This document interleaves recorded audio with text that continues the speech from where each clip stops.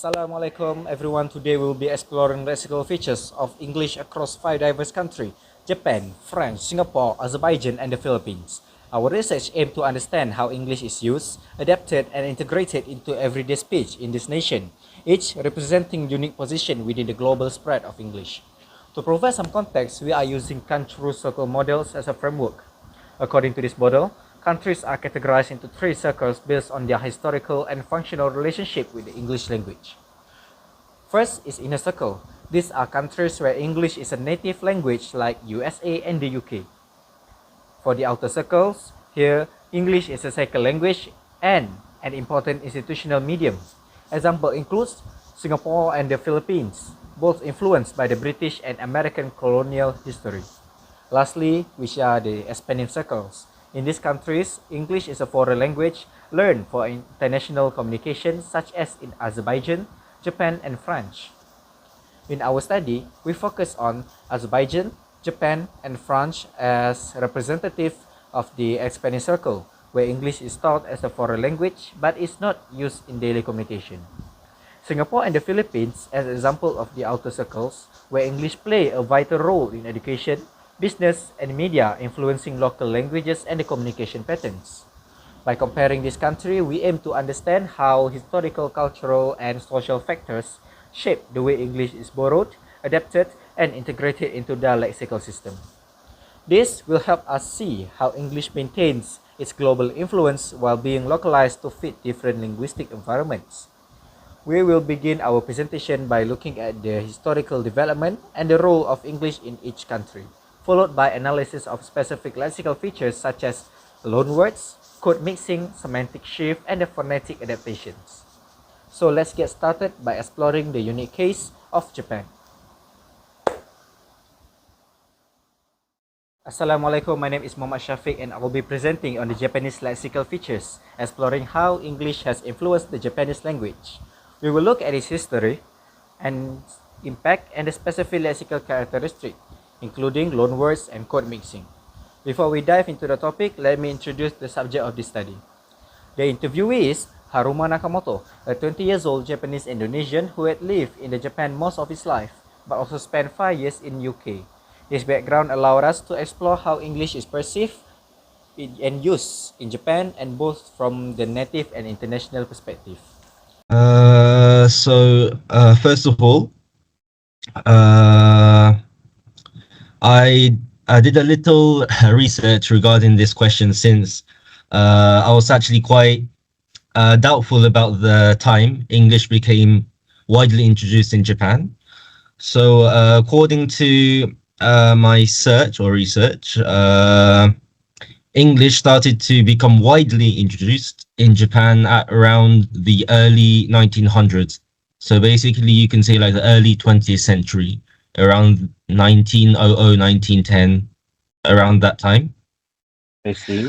And as for its role, after the wide introduction of English in Japan, the Japanese people, since at that time period, they were actually looking up towards the Western countries, especially countries like the UK, because they were like the superpowers back then. So basically Japan wanted to like imitate UK in their prosperity or something like that. So basically a lot of English words were starting to be incorporated in the Japanese language, and also the English classes were also started to be conducted even in primary schools. But several years after that, perhaps maybe partly due to the war, World War One, World War Two, and also maybe more towards World War Two, and also like there was a movement in Japan of wanting to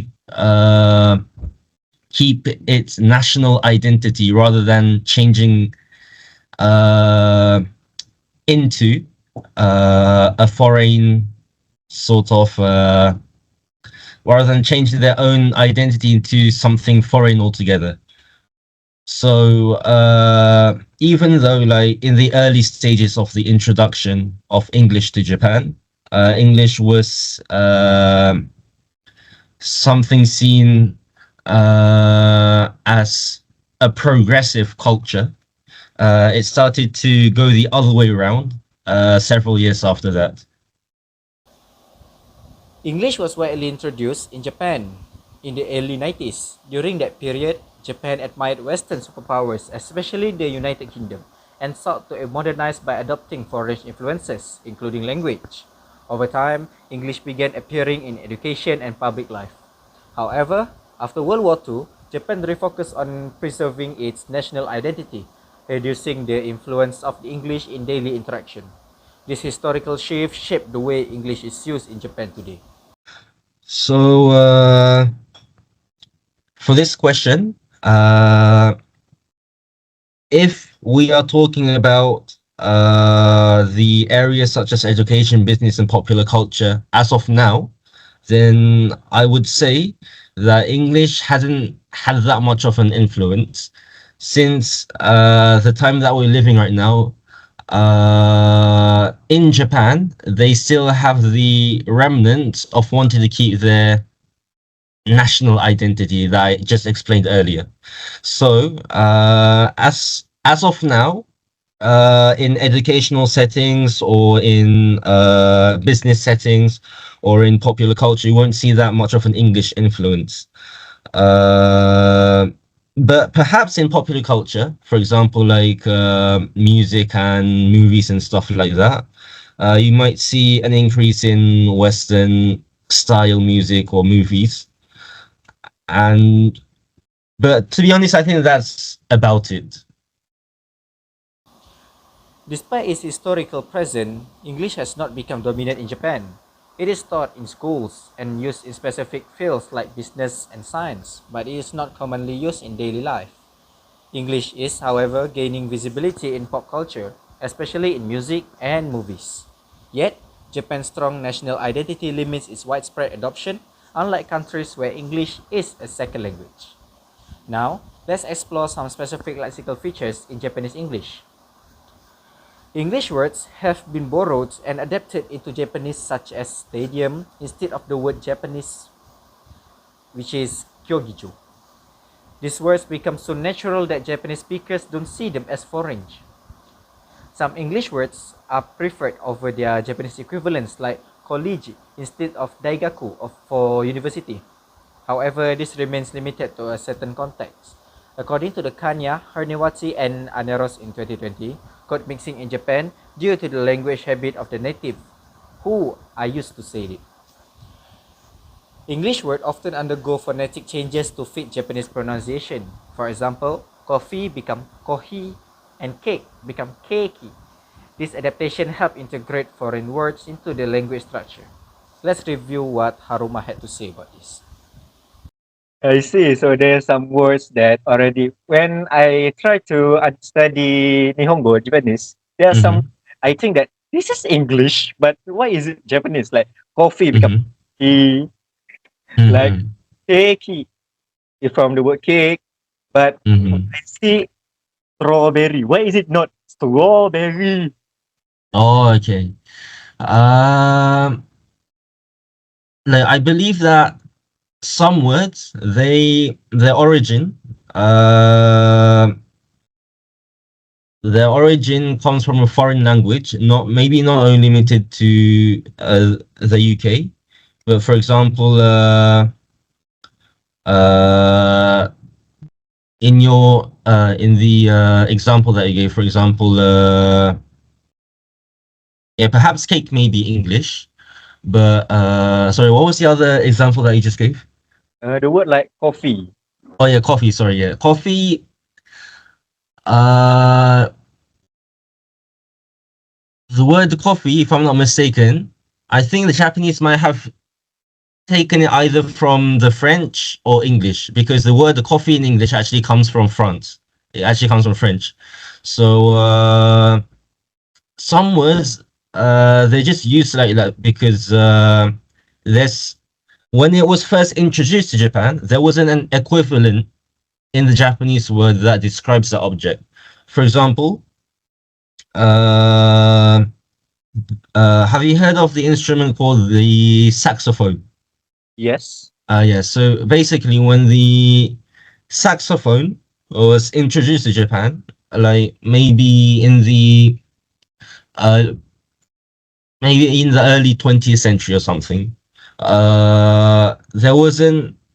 I believe there wasn't any equivalent of a Japanese word to the saxophone. So basically, they just said sakusu, which is the short form of saxophone. Yes, uh, and I think a lot of other words like share the same reasoning in common too. Like,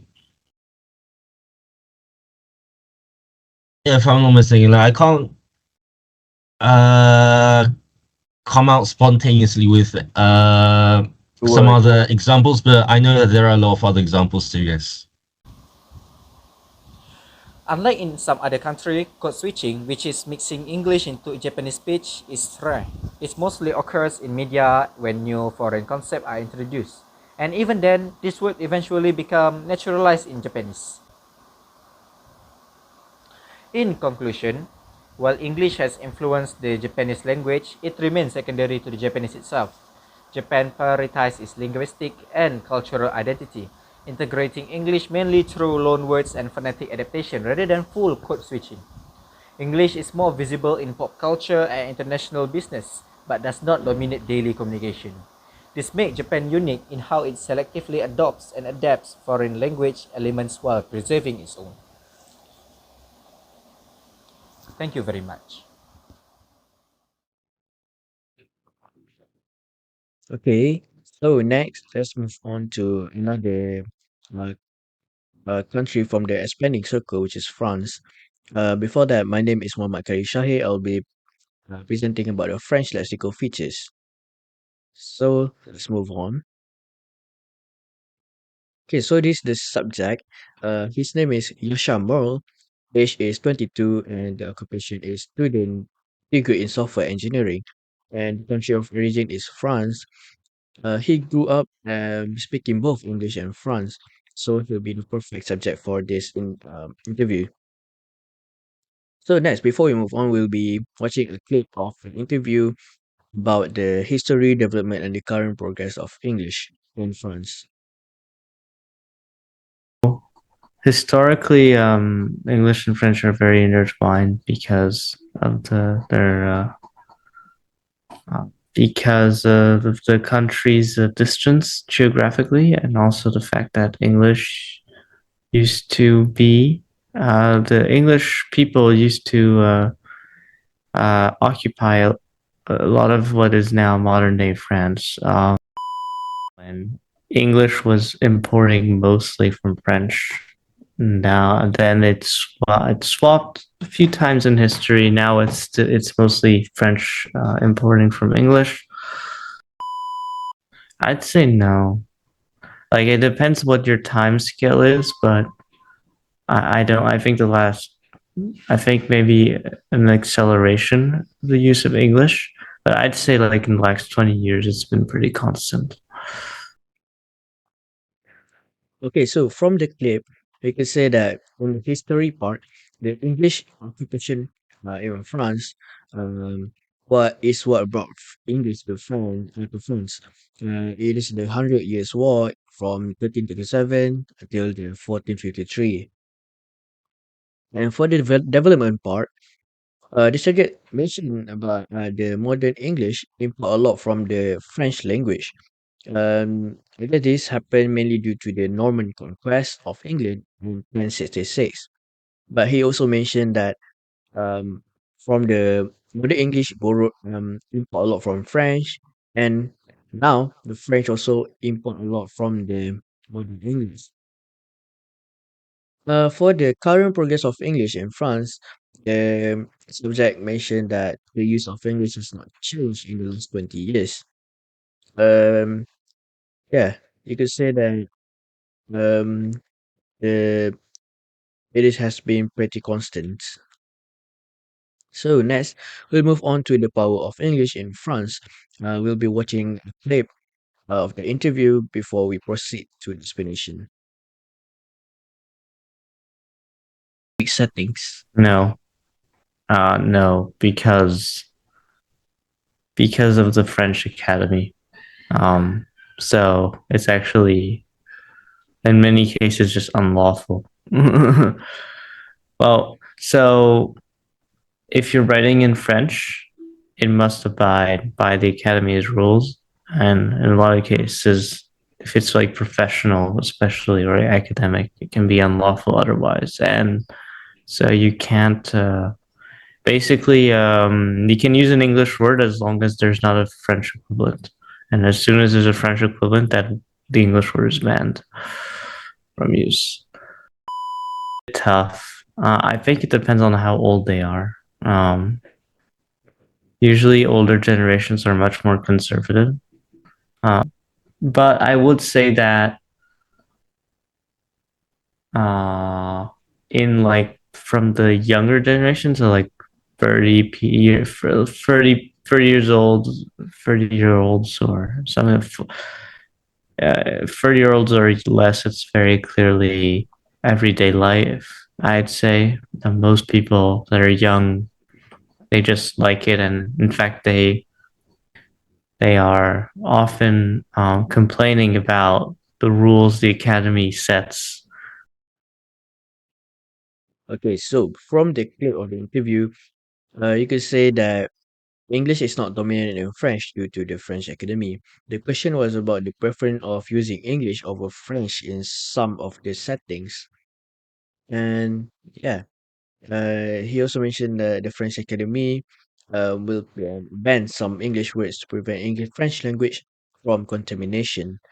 Um, and he also mentioned that the older generation are conservative and they prefer to use French and do not want to use English as they look down on English because French because English imported a lot from French language in the days.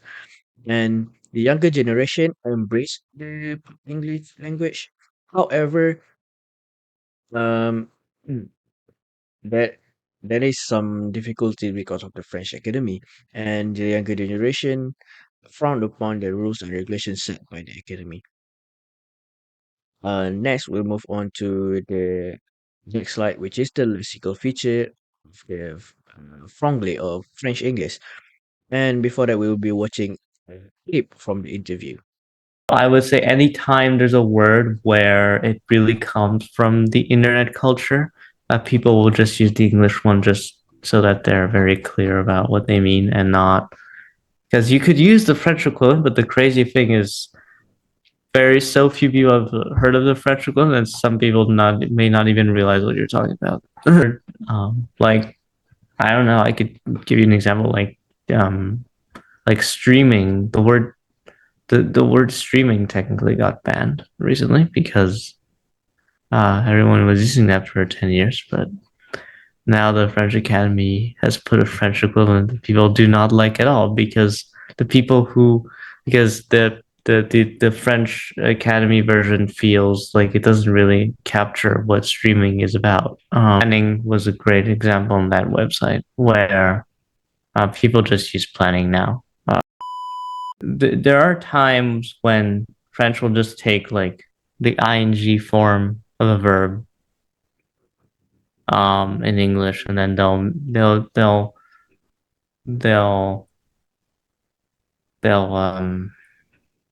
like to like a smoking is actually a noun in French for a tuxedo, like basket, where basket can be a sneaker or a basketball for it. But I would say that unless you're like me or like unless you speak English fluently, then obviously then yes you will be code switching, just like any bilingualism. In general, I would say the answer is no. Okay, so from the clip, you could say there's like some loan word or borrowed words like streaming and planning, that is used because there's no direct equivalent. However, the word streaming um, has been banned by the French Academy, and there was created another equivalent for it. But the younger generation still use it because the equivalent in French does not carry the same meaning as streaming. Not because they just doesn't carry the concept of streaming. And the next one would be the semantic shift. Um, he's mentioned the unsmoking, which is technically a verb in English, smoking to I mean to smoke, has become a tuxedo. Which is tuxedo is a piece of clothing we see people wear. And the other is basket, which is technically just basket, and it changed the meaning to sneaker and basketball and in French. So yeah. The next one is the code switching and code mixing. We'll say that in French English, there's not a lot of code switching and code mixing unless your upbringing is that of using English and French growing up. So generally, there's not a lot of code switching and mixing in the French English. You usually just use either full French or full English. So we move on to the conclusion of this slide. You can say that English is present in France but does not dominate the communication. This is definitely due to the French Academy or Académie Française. And just like earlier I said, mixed English growth in France was interfered by the French Academy. They looked down on English language and did not want the French language to be what you call it, contaminated by foreign language. And the last one is also for the younger generation, which is English is primarily seen in the internet and pop culture.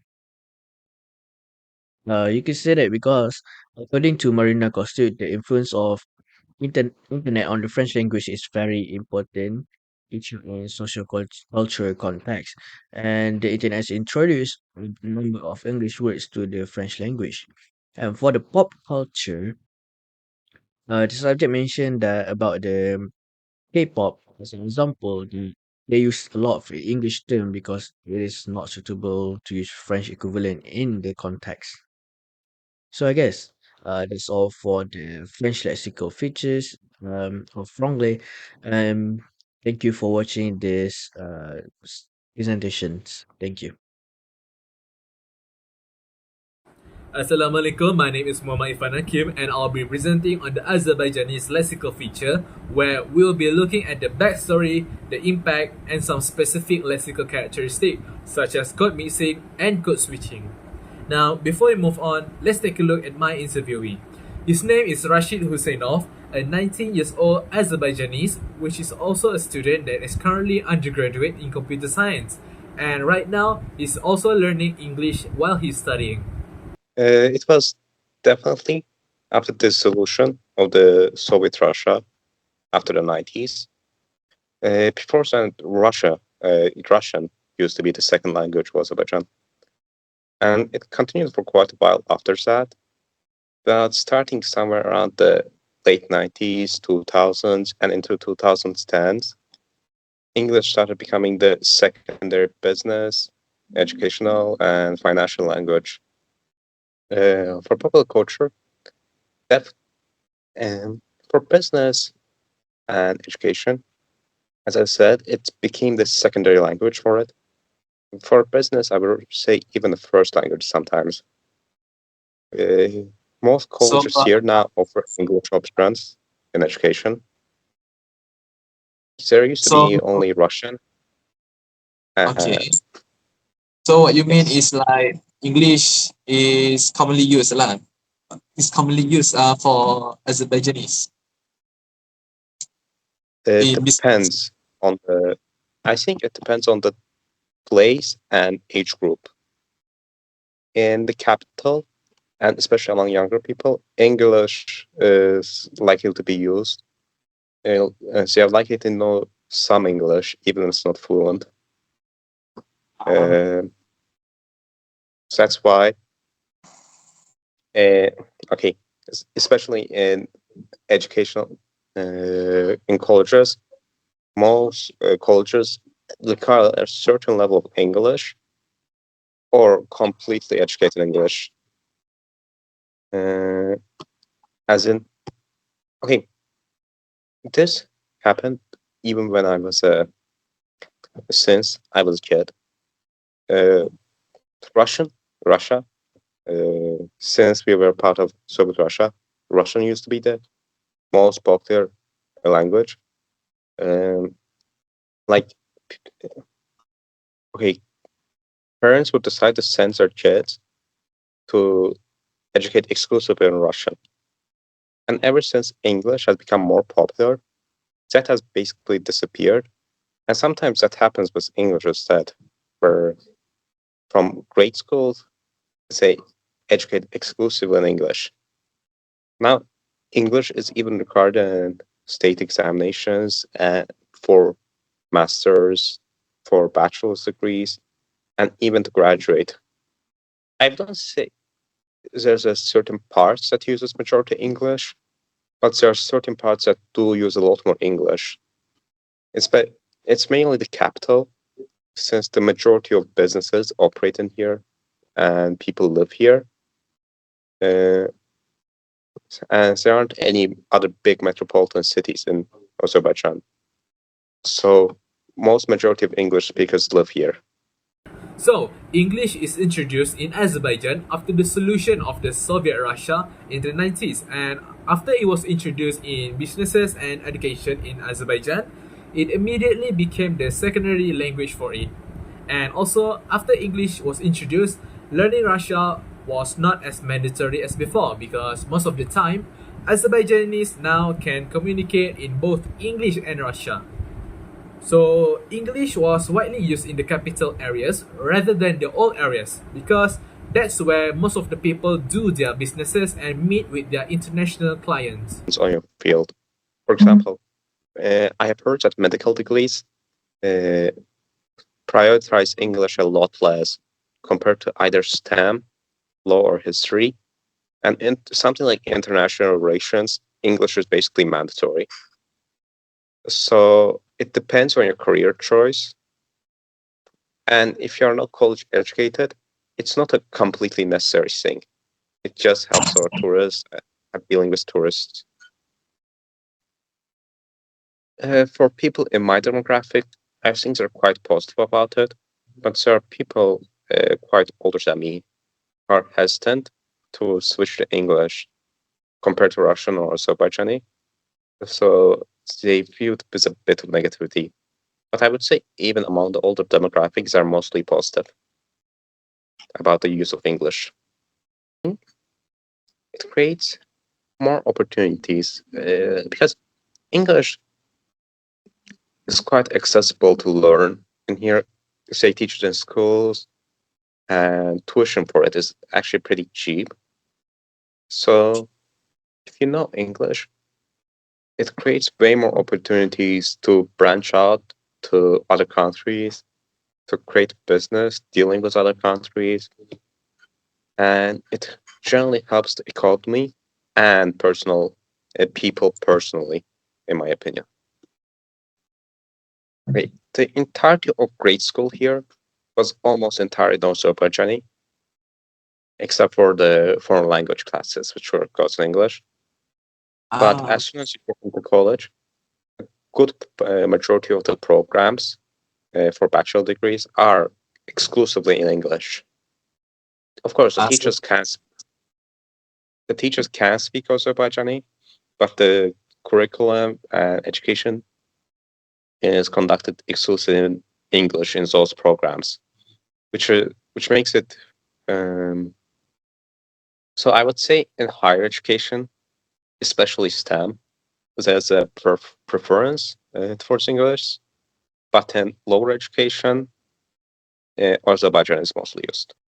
In my opinion, social status doesn't have much to do with it, because rich people here, or wealthy people, generally upper class people aren't more likely to know English. But it does reflect on your educational status. Most people who went through university degrees do know English, and those who don't are sometimes considered less educated. You're expected to know at least one other language, even if it's not English. It could be Russian or something else. English is not really a necessity to learn, and essentially depends on your level of education, because in primary and high school they use Azerbaijan more than English, but in college they use English language more. And only some minority of the elderly kind of hesitated to switch to English language. The reason many people in Azerbaijan uses English more is because it creates more opportunity to branch out to other countries for business dealings, and it makes the conversation much easier. Basically, in Azerbaijan, higher education uses English more, while the lower education uses Azerbaijanese more. People use words like meeting or deadline in conversation, and sometimes entirely say the sentence in English. I would say business is number one. Most business words do not really have an Azerbaijan equivalent, like something like broker. The word broker does not really have an Azerbaijan equivalent, and even if it does, it has different connotations. But for social media and education, most words do have an equivalent, so people can use Azerbaijan quite well in those situations. Like if I'm speaking and mid sentence I go and just switch to English, that's considered not having enough skill to communicate smoothly. Now, let's take a look at the lexical feature involving in Azerbaijan.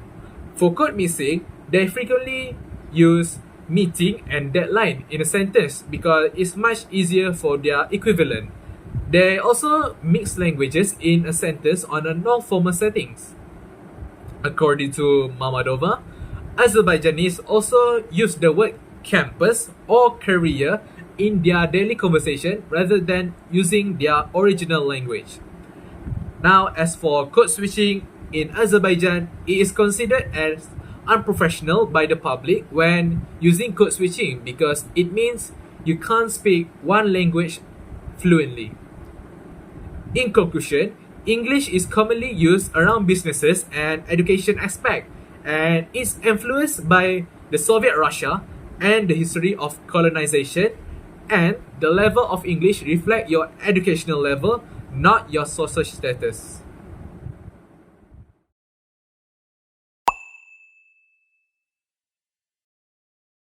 Assalamualaikum warahmatullahi wabarakatuh, and hi, I am Ikhwan, and for my part, I am going to explain my findings regarding English in Singapore. Singapore is a country located in Southeast Asia and is included in the outer circle of Kachiru's three circles. First, let me introduce the interviewee that I have chosen. His name is Abdul Qayyum, a 27-year-old bank executive from Singapore. Qayyum holds a bachelor's degree in history and Malay studies, which gives him a deep understanding of Singapore's linguistic and also cultural landscape. He was born and raised in Singapore his whole life. Next, we move on to the reasons I choose Qayyum for this interview. I choose him as my subject because of his native fluency in English and his first-hand experience with Singaporean English. His knowledge of the lexical features of Singaporean English, such as code switching and direct translations, made him an ideal candidate to help us explore how English is used in Singapore. His background also allowed us to gain a deeper understanding of the cultural and linguistic nuances that shape Singaporean English. With that, we move on to the first aspect, which is history and development of English in Singapore. English has played a significant role in Singapore since the country's independence in the 60s. It was introduced as one of the official languages that has since become widely used in education, business, and pop culture. Over the years, English has become a dominant language in Singapore, with educational policies ensuring that it is taught in schools. However, the way English is used in Singapore is changing. There's an increasing trend toward speaking proper English, moving away from Singaporean English, also known as Singlish, which is the colloquial variety. Additionally, the influence of American English is growing, reflecting Singapore's global connections. Today, English is everywhere in Singapore, from government offices to everyday conversations. I think in terms of starting with education, it's rampant, right?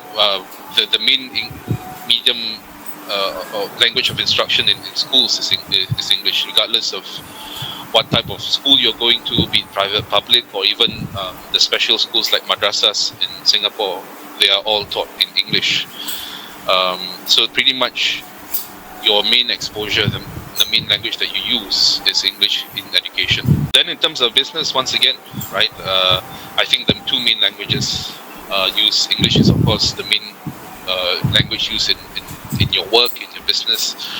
I think only the second most important in certain private companies is Mandarin. Popular culture, once again, I think we pretty much English is rampant throughout. I mean, in Singapore, though, just like how the Malaysians have their own version of English, Singapore, I think in popular culture we have our own version which is known as English. Next, we move to the second aspect, which is power of English in Singapore.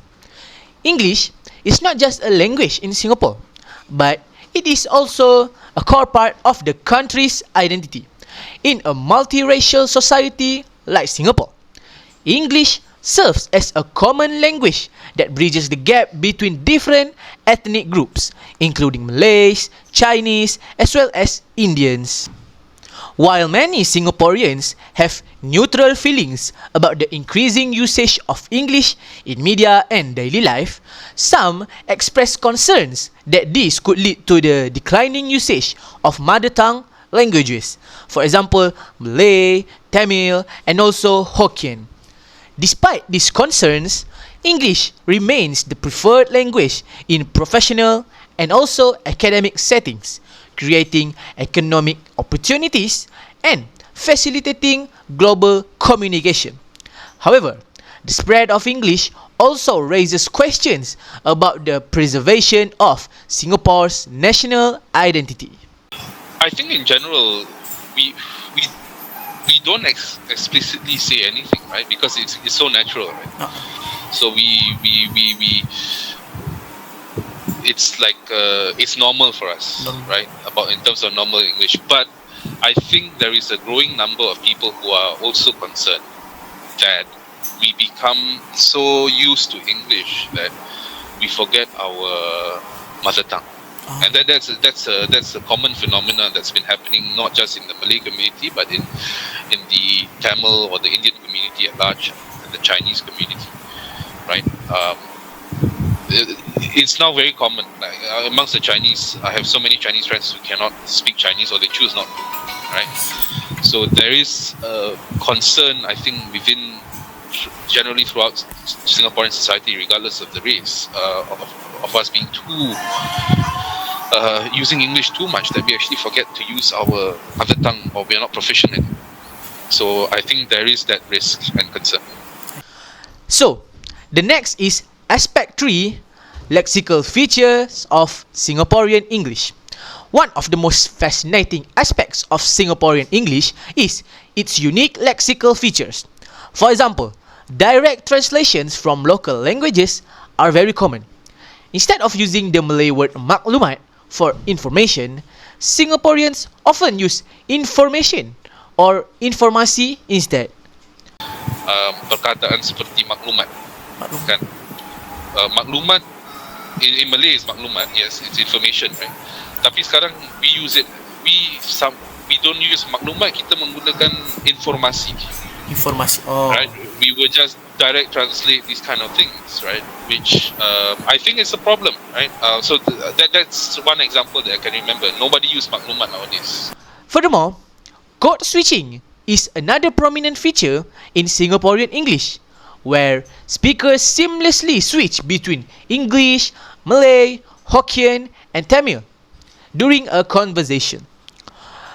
Words like makan, meaning to eat, agak-agak, meaning to estimate, and kiasu, meaning fear of losing out, are frequently used in everyday conversations. Despite of the different races, all of them use a somewhat common lexical features. We use a lot of Singlish, includes Malay, of course. Yes. A heavy amount of Hokkien, which makes us quite unique because we have a diverse Chinese community. It's not just Chinese, right? It's Hokkien basically, and then we have maybe one or two Tamil words that I can't remember, but heavily infused with Malay and Hokkien. So things like Malay is, of course, we talk about makan or agak-agak, these terms, and then for Hokkien, unfortunately, there's a lot of profanities and vulgarities that are used. But I think one is kiasu, right? Which describes a Singaporean. Additionally, Singaporean English also has its own sets of expressions that other English speakers from different countries might not understand. For example, the term "wake up your idea." This term means to have some common sense.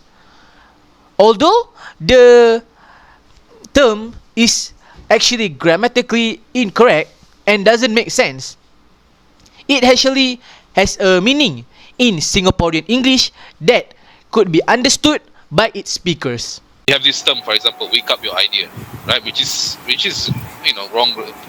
It's incorrect grammar. It sounds odd. Wake up your idea. You can't. How can an idea wake up? But basically, it means to kind of, have some common sense. Thus, these features really reflect the multicultural and multilingual nature of the Singaporean society. In conclusion, English is deeply intertwined with Singaporean society. It acts as a lingua franca, uniting the diverse racial and linguistic groups in Singapore. Whether in daily conversations, business settings, or educational institutions, English plays a vital role in communication. Its lexical features, shaped by the influence of local languages, makes it a unique variety of English. While the spread of English has brought economic and social benefits, it also raises some important questions about the cultural identity and the preservation of mother tongue languages in Singapore. Through my interview with Koyum, I have gained a deeper appreciation for the complexity and the richness of Singaporean English. That is all from me. Thank you. Assalamualaikum warahmatullahi wabarakatuh. My name is Muhammad Rifaie bin Muhammad Yusof from the EC5B, and today we're going to look into Philippines as one of the outer circle country in Cultural Tree model. So first of all, Philippines is a country at Southeast Asia and also Western Pacific Ocean. It is bordered by many countries such as Malaysia, Taiwan, Japan, and Indonesia. Now let's move on to the subject information. My name is Jonathan Veneracion. I'm 45 years old. What do you need? Right now I'm unemployed because I quit my job. Okay. But otherwise, I've been a language trainer for the BPO, for the call center industry, for about 17 years. His name is Jonathan Veneracion, 45 years old of age, from the Philippines, and he is currently unemployed but has 17 years of experience as business language trainer, and he has a degree in mass communication.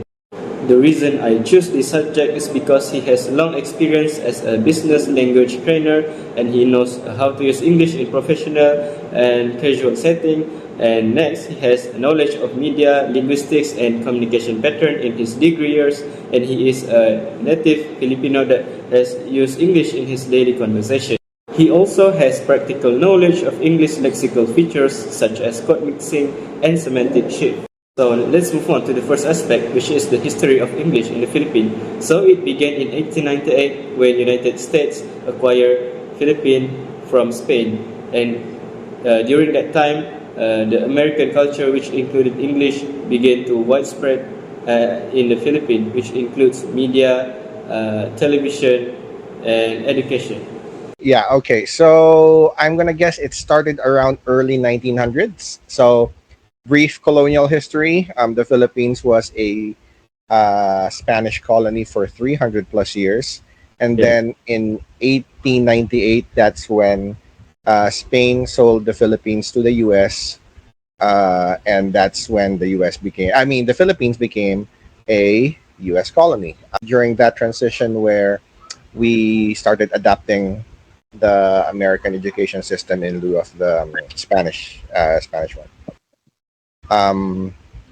Of course, with that, we had the influx of American culture, whether it be music, TV,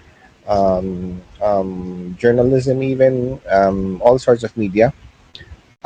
So even as early as the 70s, 80s, we were already we already had a lot of mass media in English. Next, globalization through internet has also forced Philippines to start adopt more English in their daily life, as in order to compete globally with other countries. Also, English is more prevalent in urban and tourist-centric areas such as Manila, Cebu, and Boracay. People started talking globally because of the internet. So we started reaching out internationally.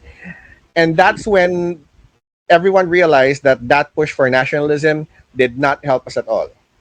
So because of that, what's Gen Y, and Gen Z, because I'm Gen X. So they were the ones who were affected by that push.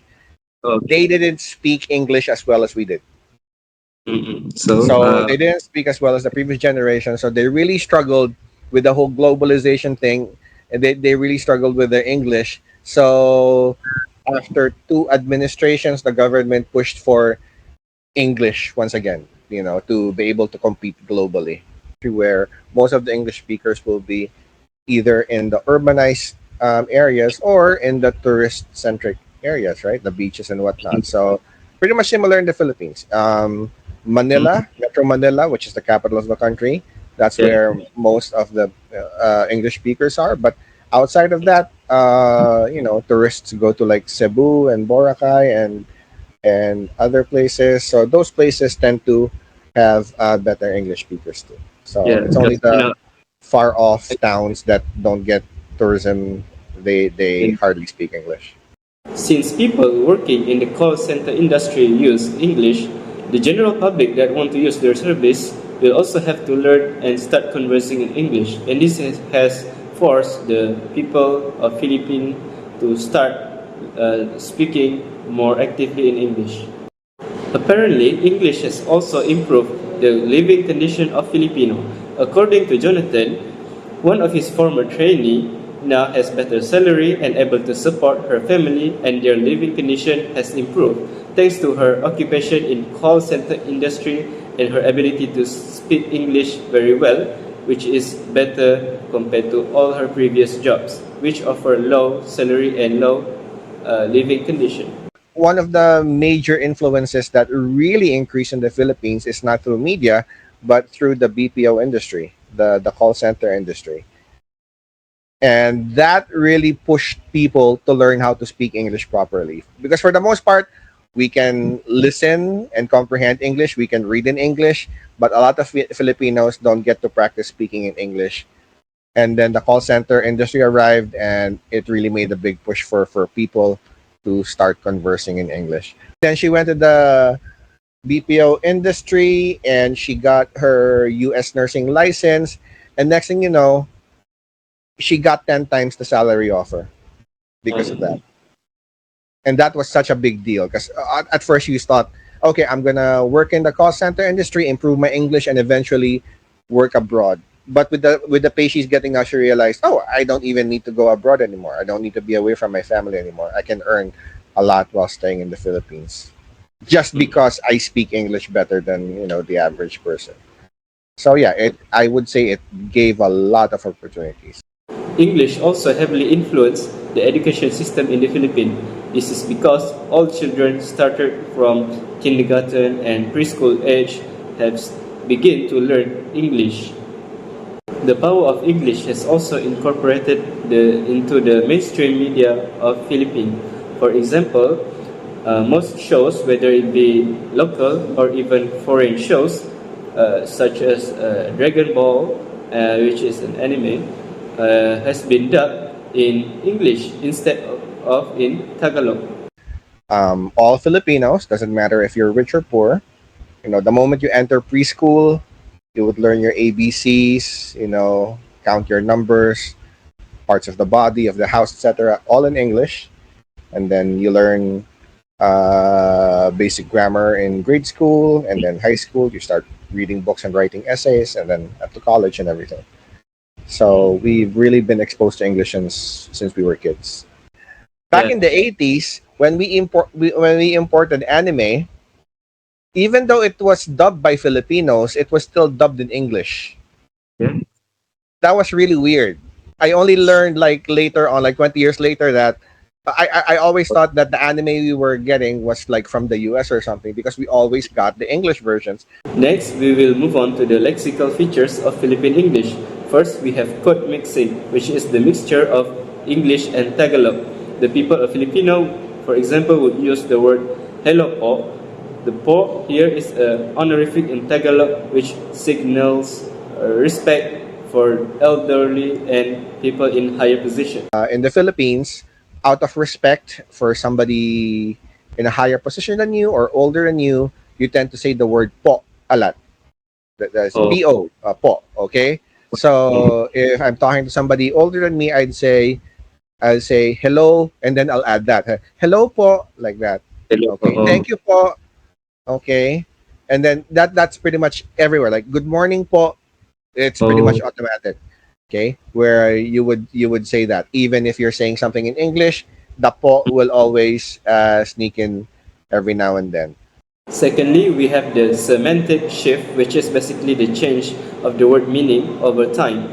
For example, Filipino used to refer to the word salvage as in rescue of a cargo in a ship, for example, which is taken from the word salvation. Now, salvage refers to murder and extrajudicial killing. Okay, it's really weird because salvage, that's where you get the word salvation from.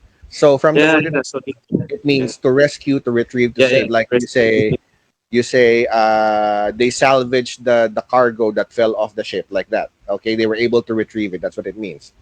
In the Philippines, because of the news media, salvage is now equated to someone getting murdered.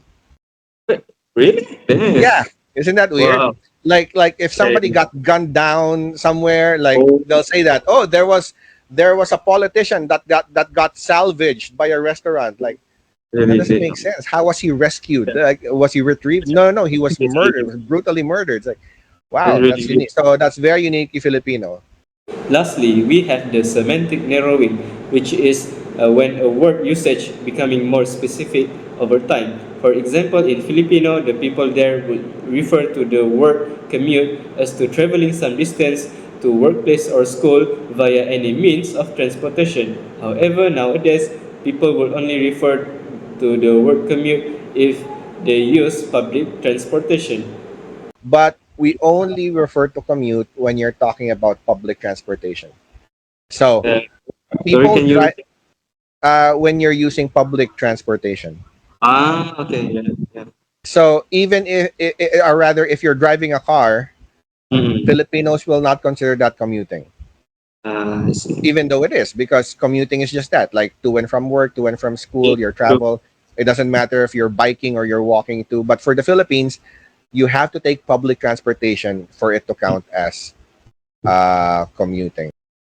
In conclusion, English has been heavily influenced by local language of the Philippines, which is Tagalog, and also the history of Philippines getting colonized by Spain. Additionally, the language has been seen as prestigious as it has been used by people in formal interactions such as in business or government matter.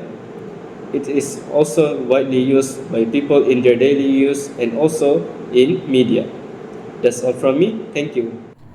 In conclusion, our research demonstrates that the influence and integration of English varies significantly across Japan, France, Azerbaijan, Singapore, and the Philippines due to their unique historical, cultural, and social context. In Japan, France, and Azerbaijan, as expanding circle countries, English is primarily a foreign language, influencing mainly through loanwords and specific domains like business and pop culture. Despite globalization, strong national identities preserve the dominance of their native languages. In contrast, Singapore and the Philippines, as outer circle countries, exhibit deeper integration of English, influencing daily communication, education, and even identity. This is due to colonial legacies and the practical need for English in international and multicultural interaction. Overall, our study highlights how English, while global, is adapted and localized differently across linguistic landscapes.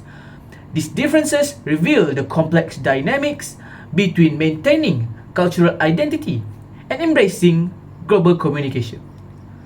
Thank you.